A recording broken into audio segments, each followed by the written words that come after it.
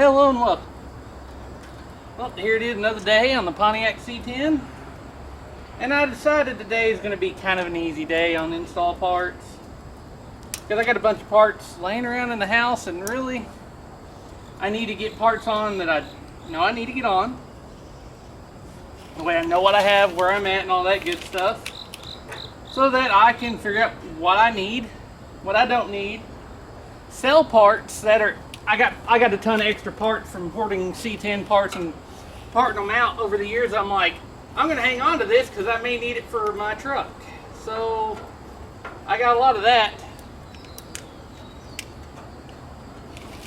So I want to go through, clean up, make sure I got everything I need, all that good stuff, because I thought about it. I might get the dash in today, but I need to figure out where I sit. Alright, right now I feel like it's a good story time with Terry, since I'm doing this, and why I don't have a front bumper. Well, one, the original one got destroyed in the wreck, but recently I've been trying to find one. I'm trying not to spend $200, $300, $400 on a new one online, just because that's quite a bit of money. Well, I found one somewhere up by Tulsa, and I sent a message because it looked around the license plate area. It looked like it had rust. I said, hey, is that gonna clean off, or is that rust? Can you like spray it off? Because it was dirty and nasty. Like, you can tell the bumper hadn't been washed in a while. And they got pretty upset, saying, it's a $100 bumper, take it or leave it, and then block me. Alright, I wasn't going to drive 2 hours one way and 2 hours back, 4-hour round trip, not know what I'm getting into, right? Well, then I found one in Joplin, about 2 hours away. Looked pretty decent in the pictures. So I messaged the seller. Hey, available today? Yes. Can you tell me a bit more about the bumper? Is there any flaws, any damage, rust? Is it tweaked, twisted, dented? You know, anything like of that nature. Well, there's one dent on the bottom. One dent on the bottom? I can handle one dent on the bottom. On the lower part of the bumper, I can knock that out. Okay, whatever. Anything wrong with the chrome? No, chrome's really good. Okay. Nothing else? Nothing else. Okay. I can live with that. I can straighten up the bottom of the bumper pretty easy. The valance covers most of that, so, you know, it won't be seen. I just want the front to look good and the top to look good. So I told him, I was like, when I get to Neosho, I'll send you a message. Neosho's about 15 minutes from Joplin, so I had to drive through Northwest Arkansas from here. I hate Northwest Arkansas and driving through it with a passion, but I did it. Sent them a message when I was in Neosho, or getting close to Neosho, and said okay. So I get to the little rest stop right off the highway where we're supposed to meet, and I'm waiting, and I'm waiting. I'm like, it's 30 minutes, I'm about to leave. Here he comes pulled up in an 81. Okay. Bumpers in the back. He said, sorry, I was getting my tires mounted. Why don't you say something, or, you know, wait, or whatever, anyway. So I look at the bumper, it looks alright.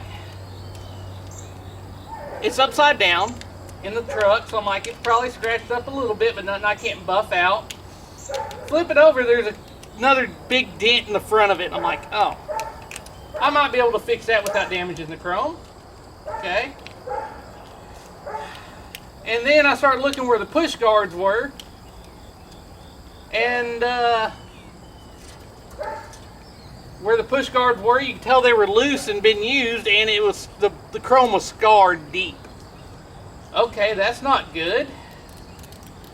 And then I flipped it over and looked at the top. It had holes drilled in it, probably for a brush guard. He goes, well, it's a two-wheel drive. Why would anyone put a brush guard on it? Was it a farm truck? Yeah, I bought it from a farm. Okay, he goes, I thought those holes were for the push guards. No, those holes are for, they drilled them and put an aftermarket brush guard on there. And then he looked at the front of his and he goes, oh, yeah, this one don't have the holes. So I didn't buy the bumper. And drove 2 hours back empty-handed.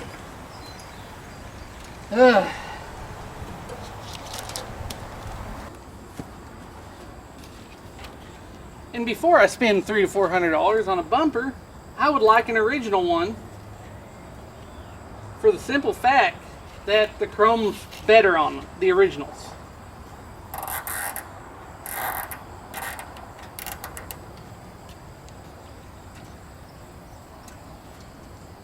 But it is what it is, and yeah, unfortunately, finding a good original is kind of hard to do. This truck had a good original one on it until I got hit and messed up the front end, you know, all that good stuff. So, yeah.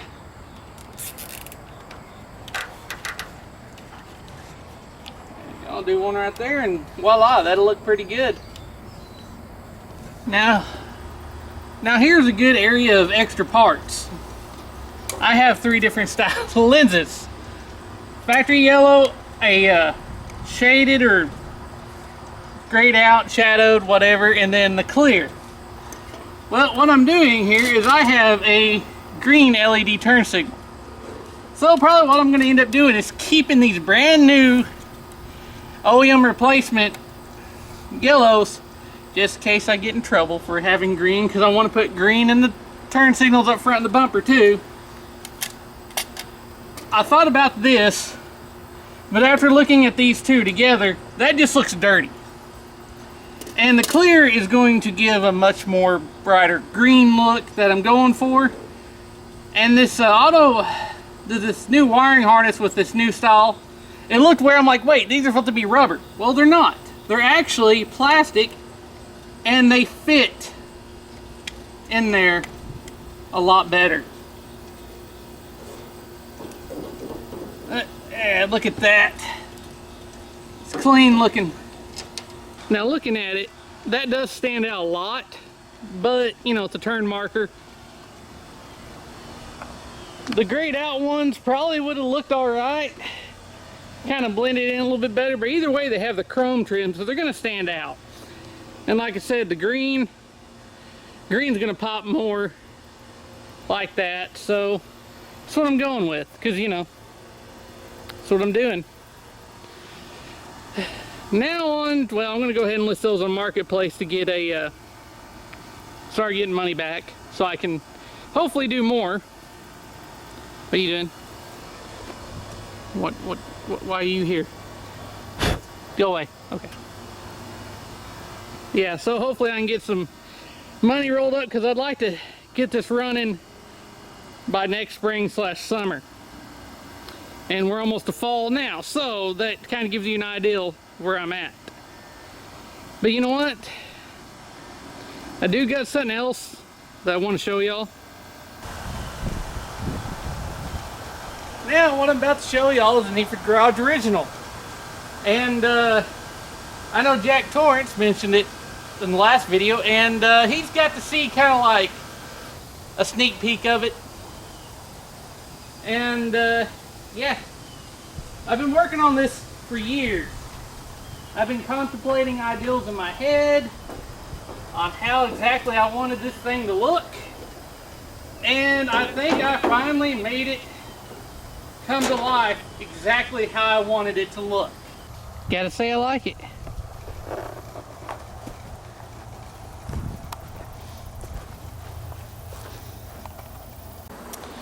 Well, I know it's not everyone's cup of tea, and this is not the final fit, because I still actually realize I need the pieces that go in here, and I got to straighten this up that actually hold that in, so I can put the trim back on. Number one, I still have these 2 pieces of, well, you know, I got extra trim. There they are. Obviously this one and that one. What I thought about doing is actually something like this too, getting some extra trim, and maybe doing the full split, doing it just like that, and actually doing the full split grill. Now I was just about to start working on the dash and putting the new circuit board on, and I realized something. This box right here, sitting here, I should probably go ahead and put some of this together. Why?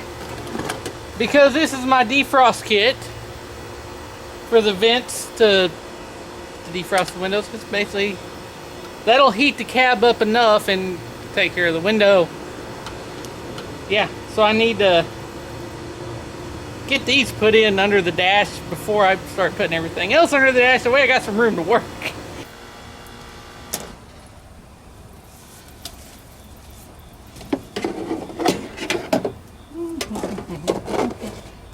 Yep, thankfully with not everything in here yet, this ain't gonna be too bad. I was gonna wait to put this in and I thought about it. Glad I did. Because that could have come back to bite me way later on. So, or how I can do this. There we go. That's close enough. I think. Will that actually hold there? Will it actually work? I don't know. Don't seem like it actually will. Alright, so this ain't gonna be the best fix, but just gonna put a piece of metal here. It will go between the gap between the pad and the dash. And when I screw down the cover, it'll kind of pull up, kind of cinch it between there, and just kind of hold it in place. It's not heavy, there's not a lot of weight, it's not gonna move around, so we're good. And of course, I'll leave the ductwork down there until I get ready to install the heater where I want it, because it's kind of an under dash heater, but I'm thinking about putting it outside, just running holes through. Trying to figure that out. I'll figure it out a little bit. I don't know. Well, remember I mentioned the brake booster? I got it. It did go up from $80 to $100 though, so that sucked. Should have got it when it was 80. Too late now. But what I did, I decided it's best to go ahead and do it now, for the simple fact that there is no dash cluster or anything in the way, which really did make it a little bit easier. I can still do it with all that in there, but why not do it a little bit easier? Because I can take the bracket off for the brake light, take the pin out, slide the rod right off. No problem at all. Just made it easier. And why not go easier when you can? So I'm gonna get this off here, take the single off, put the dual on it. And I did look into buying the smaller diaphragm, you know, to clear the valve covers better, because, well, I can slide that in there and move it around, so there's probably plenty of room, and those are tall valve covers. But when I looked at it, I was like, I might just go ahead and order that. Now that that's $100, the other's $250. The price is getting narrower, except I read the fine print where it said will not work with the stock master cylinder with the plastic housing, and I'm like, oh, well that sucks. I just bought that. Well, I wonder what it works with. Doesn't tell you which master cylinder it works with. So I said, screw that, because if you're not going to tell me what master cylinder works for it, I'm not going to try to sit there and figure it out and guess, because you sell the, if you list a brake booster for the truck and you say it needs a master or a different master cylinder, well, that should be listed too, but it's not. So I don't know if they got a universal one and it just don't show up because it's universal. So I'm not really gonna waste my time on it.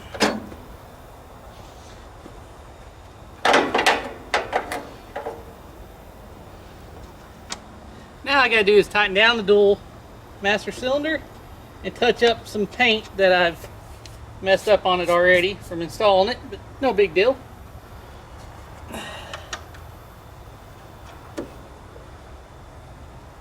I'll wait to put that one on.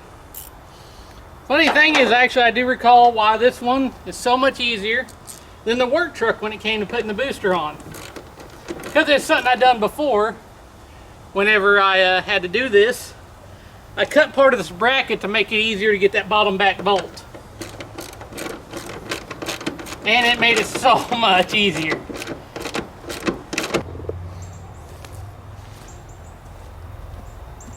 And you know what? I will say, lowering this truck had this advantage because, well, it's so much easier to get up in here to work on it. I don't have to climb up, I can just step over.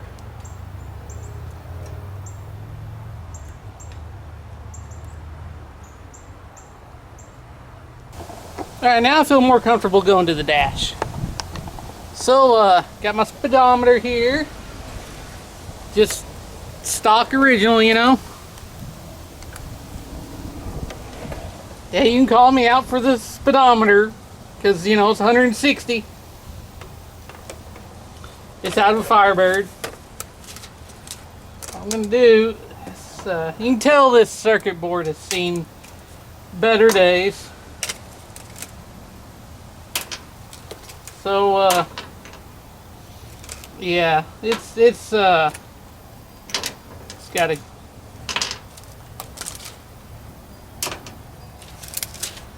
yeah, it's got to come out of there. Yep, so, yep, I'm going to try to figure, woo, don't do that. Okay. Got to figure this out and get these out of there. Probably wash it off too before I put it all back together and clean it out, because it is pretty dirty. And get those out of there. Never actually done this before, but you know what? I get the concept of it. There we go. Just a little easy way to do it. Okay. That ain't too bad. Now that I got all these prongs back together and the circuit board almost completely held down except where the lights go, time for the lights. Now, other than my turn signals, because they got that green lens up there, you probably guessed it, green LEDs. I can't wait to see what these look like.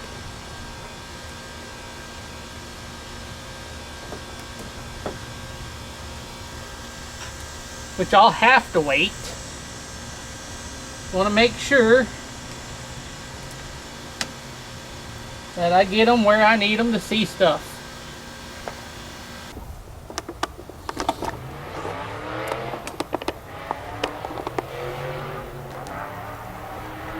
Alright, I went ahead and put clear bulbs in with those little sockets and those lights because I think it was like a parking brake and a brake and whatever else. Not that it really matters because I don't have the lenses for it. But I wanted the sockets in there to hold the circuit board down on the back side, so it's all held down now. And it's all where it should be. Everything is correct. And I still got some green LEDs to place in places if I need to. Don't know where I'm going to be able to put them, but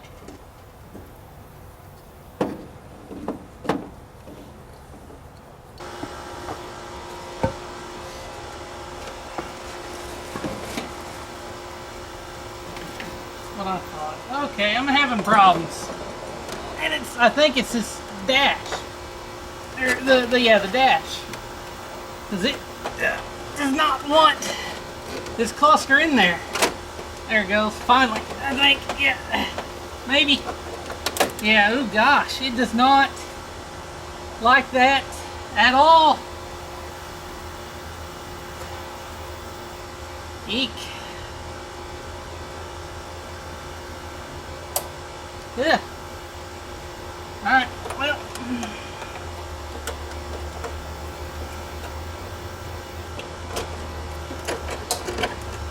Alright.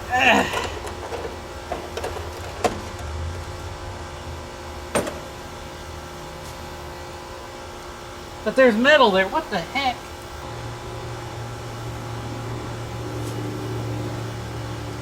This should just not. Oh, jeez. The cage is making this part difficult. This part, I don't know how I'm going to get in with the cage. Unless, oh gosh. Alright. I'm going to have to hit the drawing board on this one. Unfortunately.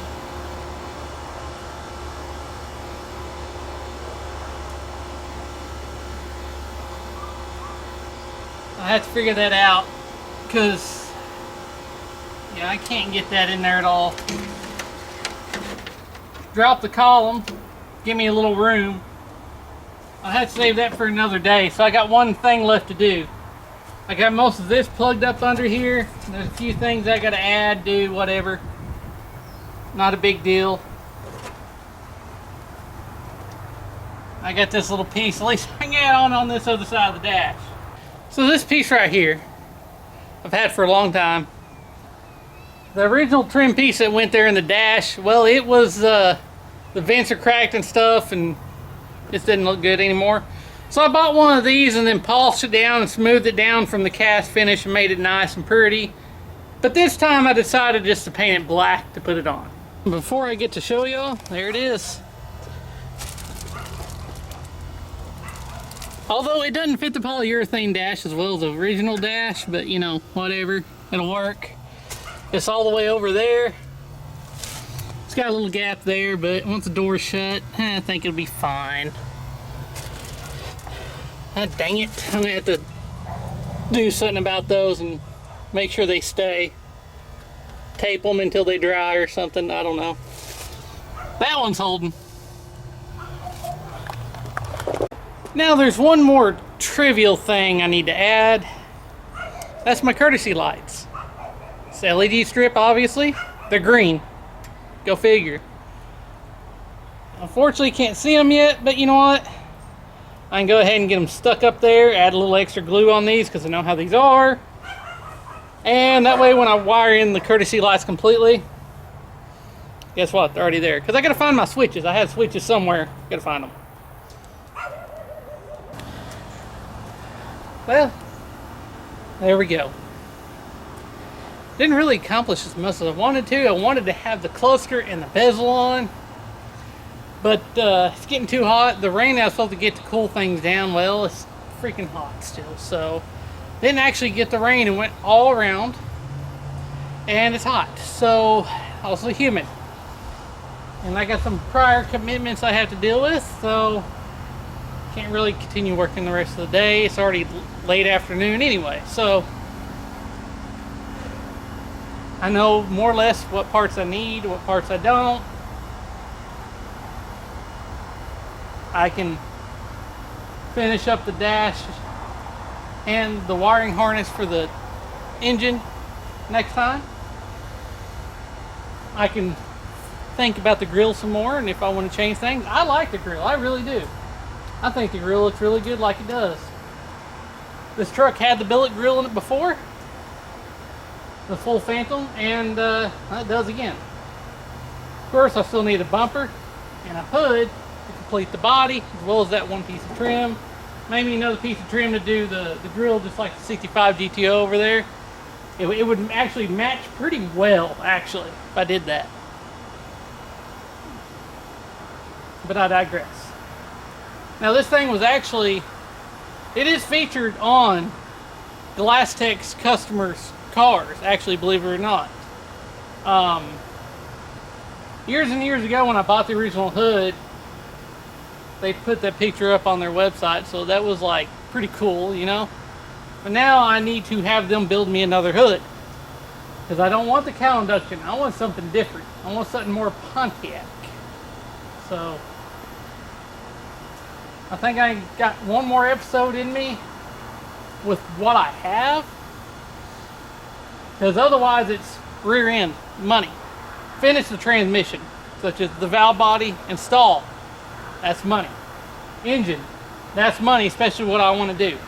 I want to go ahead, put the hydraulic roller in it, 4/7 swap, Kaufman aluminum D-port heads, and I would like to get the stroker kit. and make it a 468-ish, whatever, 461 to 474 stroker, depending on where the bore is. And because the stroker kit's really not that expensive. I want internals that are going to last. I don't know anything about these internals. I do not. I don't know how hard they've been thrashed, anything. I don't know if they may be perfectly good. I don't know how many miles are on the rod, nothing. I don't know. So those cranks can handle quite a bit of power. The stock connecting bolts and hardware, not so much. But I'd like lighter weight assembly so that it's more efficient and it's better on the street, etc. and better to play with. So the best thing to do would probably just get stroker kit for the money, because it's forged factory stock internals versus forged stroker internals is the same price, so I might as well go with stroker. Yeah, radiator, battery tray. It's not really that much left other than little stuff here and there maybe, but like speedometer cable. Remember that speedometer cable. I will need speedometer gears for the 200R. I know I'll need that when I do the valve body. Make sure I have the gears. That way I can run speedometer. Now this wiring harness did come with a vehicle speed sensor wire for electronic speedometer. If you're going to run one like a 4L80 or 60, you know, whatever. But I'm not doing that running 200R4, so I don't need none of that wiring. And really the wiring is actually pretty simple for what I have. I didn't even see anything for the AC. Probably have to buy a separate AC harness, and I'm not running AC anyway, so I just thought about that.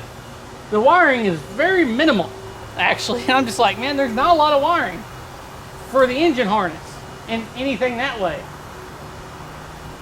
It's because there's nothing, so, which is fine, because it is what it is, and I'm not running that, so. Alright, it's hot. I'm calling it a day. Hope you enjoyed this episode. As always, thanks for watching.